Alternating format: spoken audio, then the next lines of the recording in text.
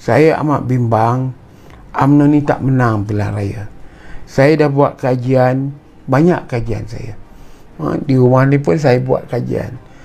Saya selalu ulangkan bahawa UMNO ni ataupun kawasan Melayu daripada 222 ni 80 kursi saja yang dikira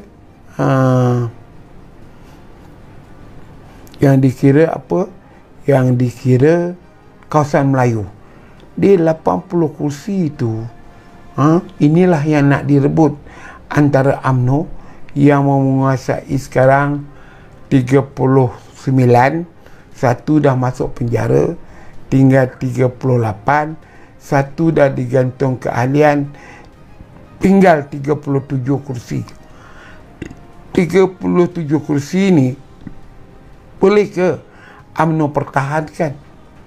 Kalau kita baca 37 kursi yang ada sekarang, boleh dipertahankan.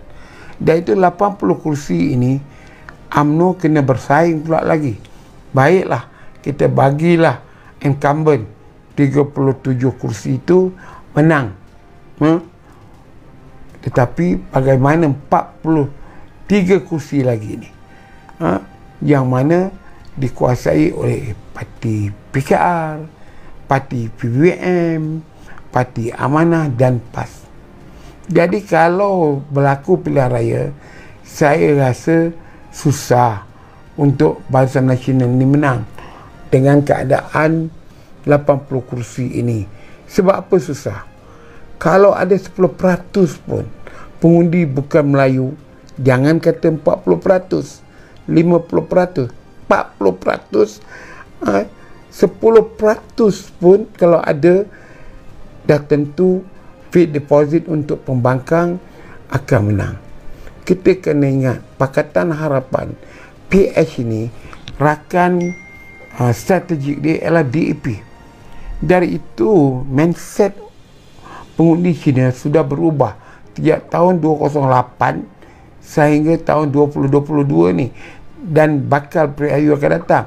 Dia boleh mengundi pengundi Melayu yang datang daripada Pakatan Harapan kerana dia nak menambahkan kursi untuk DAP menang pilihan raya dan menjadi kerajaan. Ini yang UMNO tak fikir. Melayu pula dia tak mau memberikan sokongan atau undinya kepada UMNO untuk menambahkan kursi supaya UMNO menang pilihan raya. Jadi apabila perpisahan ini berlaku, perpisahan maksud saya ni, orang-orang Melayu ni yang berada dalam kawasan-kawasan 70% Melayu, 80% Melayu, 30% dah ada pengundi bukan Melayu. Jadi kalau 30%, mereka perlukan 22% Melayu. Jadi kalau Melayu 22% itu terdiri daripada parti lawan UMNO, boleh ke UMNO menang? Ini yang masalah dia. Jadi saya tidak nampak UMNO ini akan menang. Bertambah pula sekarang dalam keadaan tak berlaku pilihan raya. Saya nak bagi tahu tuan-tuan lah, perbuatan yang dilakukan oleh Majlis Kerja Tertinggi UMNO semalam, apa yang diputuskan oleh ahli Majlis Tertinggi 45 orang ni, yang telah memutuskan bahawa minta Datuk Ismail Sabri membubarkan membubarkan parlimen ini, ya, dianya adalah satu perbuatan yang biadab, yang kurang ajar, tidak sopan, tidak menghormati dan tidak berperlembagaan, di mana UMNO campur tangan kepada bawah bidang kuasa, ke bawah Duli Seri Paduka Baginda yang di Pertuan Agong.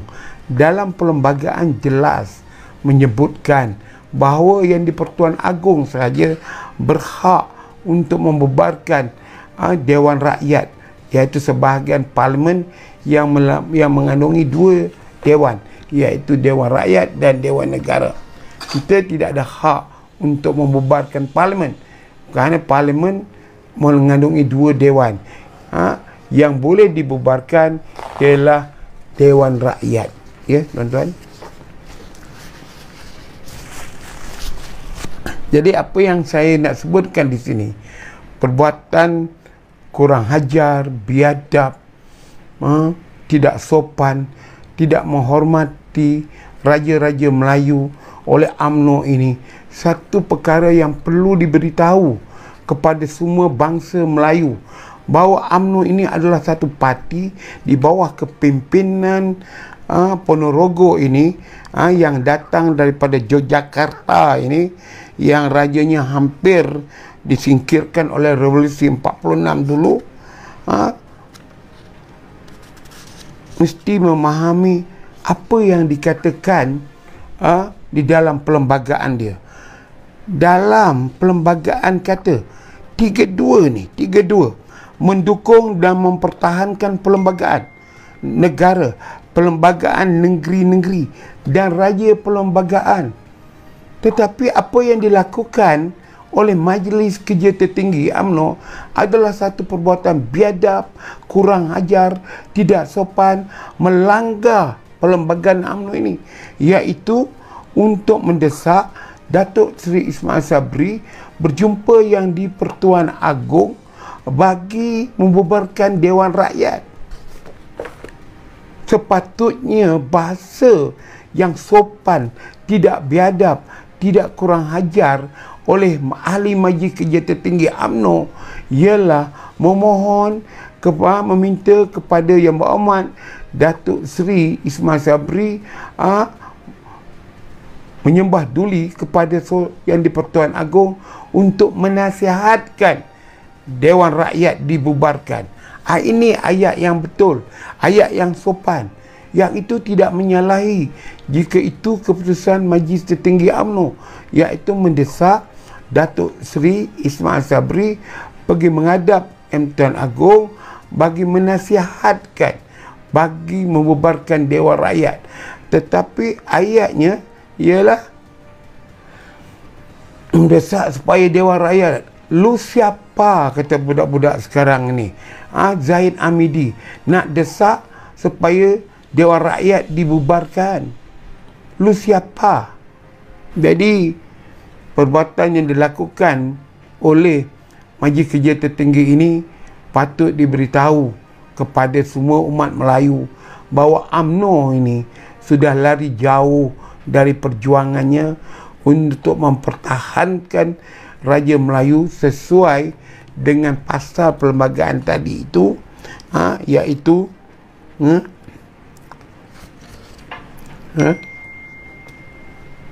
mendukung dan mempertahankan perlembagaan negara, mendukung dan mempertahankan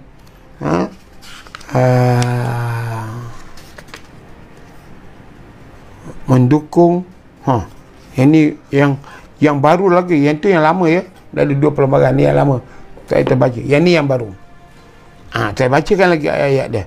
Mendukung asas-asas perlembagaan persekutuan selagi mana ia membela kepentingan raja-raja Melayu. Pukimak engkau Majlis Kerja Tertinggi UMNO, bila masa engkau mendukung asas perlembagaan persekutuan selagi mana ia membela kepentingan raja-raja Melayu, kau sudah menjadi orang yang paling kurang ajar, biadab kepada Raja Melayu apabila kau meminta Datuk Seri Ismail Sabri pergi membubarkan Dewan Rakyat kepada yang di Pertuan Agong.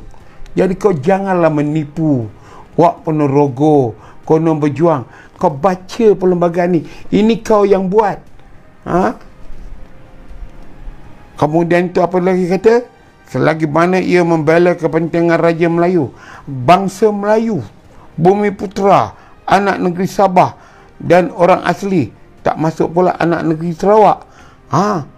Maknanya UMNO tidak membela Bumi Putera, anak negeri Sarawak, dia bela anak negeri Sabah dan orang asli, serta lain-lain perkara sebagaimana yang termaktub di dalam perkara 153 Perlembagaan Persekutuan, Prinsip Kontrak Sosial dan Undang-Undang Tubuh negeri Malaysia.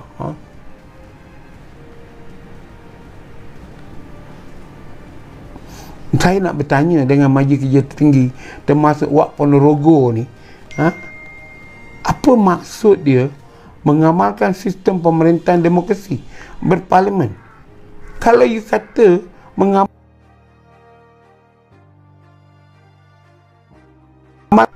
tidak boleh memaksa Dewan Rakyat dibubarkan sebelum tempohnya, kerana sistem demokrasi kita setiap rakyat keluar mengundi 5 tahun.